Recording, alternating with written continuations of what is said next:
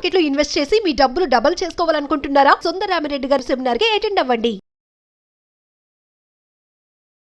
నమస్తే, welcome back to Suman TV. Present మనతో పాటు ఉన్నారు పబ్లిక్ స్పీకర్ రజనీరామ గారు. నమస్తే మేడం. నమస్తే నవీన. మేడం, పిజ్జాది కూడా తేజస్విని సాఫ్ట్వేర్ అమ్మాయి సూసైడ్ చేసుకున్న విషయం, అందులో ఒక చిన్న లెటర్ బయటకు వచ్చింది. లెటర్ అంటే ఒక రాయి మీద అమ్మాయి రాసింది అని చెప్పేసి కొన్ని వార్తలు చూస్తున్నాం. దాని మీద ఏం రాసిందంటే, I imagine the life to with you to stay for ever, but I don't expected you made me alone for ever and ever. అంటే నేను ఎక్స్పెక్ట్ చేయలేదు, నీతో నేను జీవితకాలం ఉండాలనుకున్నాను, గడపాలనుకున్నాను, కానీ నేను ఎక్స్పెక్ట్ చేయలేదు, నన్ను వదిలేసావు ఎలోన్గా అని చెప్పి దొరికింది. ఆమె రాసిందని అంటున్నారు, మీరు కూడా అది చూశారు, మీకు పంపించాను లింక్ నేను. అంటే ఒక్కసారి ఏం చెప్తారు? అది రాసేసి ఆ అమ్మాయి గ్రిల్స్ నుంచి దూకేసి చనిపోయింది అన్న వార్తలు వస్తున్నాయి బయటికి. సాక్ష్యం లేని విషయాల్ని మనం నమ్మలేమున్నామేనా?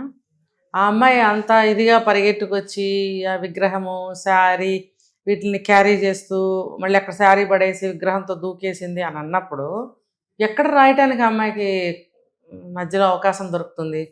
అక్కడ దేంతో రాసి ఉంటుంది? నీట్గా ఒక పేపర్ మీద పెన్నుతో రాసినట్టుగా ఉంది. అది చక్కగా ఉంది. ఆ స్క్రిప్ట్ కూడా ఇటాలిక్స్లో రాసింది, కర్సివ్లో రాసింది. తను రాసినప్పుడు అంత తీరుబడిగా అంత నీట్గా ఆ టెన్షన్లో రాసి ఉంటుంది. ఆమె దేంతో రాసి ఉంటుంది? ఏదైనా ఒక బొగ్గుతోనో దేంతోనన్నా ఒక రాయితోనో రాస్తే కూడా అంత క్లియర్గా రాదు.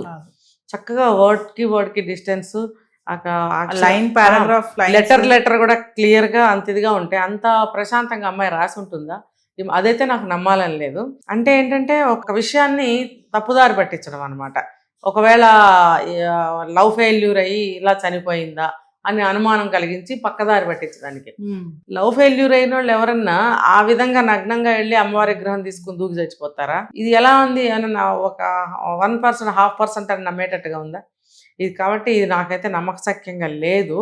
ఆ అమ్మాయికి సంథింగ్ ఏదో జరిగింది. ఇప్పుడు ఎక్కువగా మనకి వాదనలు ఎలా వినిపిస్తున్నాయంటే, క్షుద్ర పూజలు ఒకటి చేసి ఉంటారు. అంటే నగ్నంగా అమ్మాయి బయటకు వచ్చింది అనగానే క్షుద్ర పూజలేనా? ఇంకా అందులోనూ గుడికి వెళ్ళింది, అమ్మవారి విగ్రహం తీసుకుంది, చీర పట్టుకుంది అనేటప్పటికీ ఇదంతా డైవర్ట్ చేస్తున్నారు బాగా. ఒకటైతే మనం బిలీవ్ చేయొచ్చు ఏంటంటే, అమ్మాయికి కళలు వస్తున్నాయి, ఫోబియా కూడా ఉంది. ఫోబియా కూడా అంటే ఒక విషయాన్ని నమ్మితే డీప్గా వెళ్ళిపోతాం కదా, అలాంటిది ఏదో జరిగింది. ఆ కళలు వస్తున్నాయి కాబట్టి అమ్మవారు పిలుస్తుంది అనో లేకపోతే దేవుడు పిలుస్తున్నాడు అనో మనకు ఒక మాట వినపడింది. అందుకని చెప్పి విగ్రహాన్ని తీసుకుని దూకిందా? ఆ చీర తను కట్టుకోవడానికి కాదు, విగ్రహం కావాలి కాబట్టి తీసుకుంది శారీతో పాటు. బట్ శారీ అక్కడ పడేసింది, విగ్రహంతో పాటు అమ్మవారు పిలుస్తుందండి కదా, అమ్మవారితో పాటు ఆ అర్థం కోసం దూకిందా అని అంటే కూడా ఏమో అంత చెప్పలేము. మనము ఇందాక ఒక వీడియోలో మనం మాట్లాడుకోవడం జరిగింది, ఏదన్నా అమ్మాయి మీద అఘాయిత్యం జరుగుతుంటే వెళ్ళి దూకిందా. కానీ మరి ఈ విగ్రహం తీసుకుని ఎందుకు దూకింది అని అంటే రకరకాలుగా మనకు అనిపిస్తుంది. ఏమైనా వాళ్ళు తేల్చాల్సిన విషయం పోలీసు వాళ్ళు. నాకైతే రెండే అనిపిస్తుంది. ఒకటి, కళ్ళలో అమ్మవారు కనిపించి దేవుడు కనిపించి రారా అని పిలుస్తుంటే వెళ్ళిపోయి అలా విధంగా చేసన్నా ఉండొచ్చు.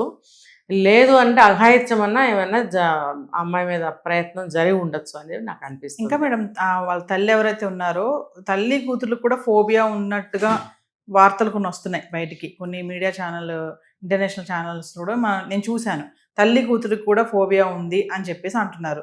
తల్లి కూతురికి ఫోబియా ఉంటే మరి అమ్మాయి బయట గొన్నం ఎందుకు పెట్టింది? అమ్మ లోపలే ఉండగా మాటలు కూడా కొంచెం సరిగ్గా జాయిన్ అవ్వట్లేదు, మ్యాచింగ్ గా లేవు ఆవిడ మాట్లాడే కూడా మీరు అన్నారు ఒక వీడియోలో. మరి అదొకసారి దాని గురించి మాట్లాడు. ఫోబియా కాదు కానీ నవీనా, ఫోబియా అంటే దాన్ని పక్కన పెడితే కొన్ని ఫ్యామిలీస్లో ఎలా ఉంటుందంటే, ఇంట్లో ముగ్గురున్నా నలుగురున్నా ఒకళ్ళంటే ఒకళ్ళకి పడదు, ఒకళ్ళ మాట ఒకళ్ళకి నచ్చదు, ఒకళ్ళు చేసే పని ఒకళ్ళకి నచ్చదు, కోఆర్డినేషన్ కానీ కోఆపరేషన్ కానీ ఏ ఒక్క పనిలోనూ ఉండదు.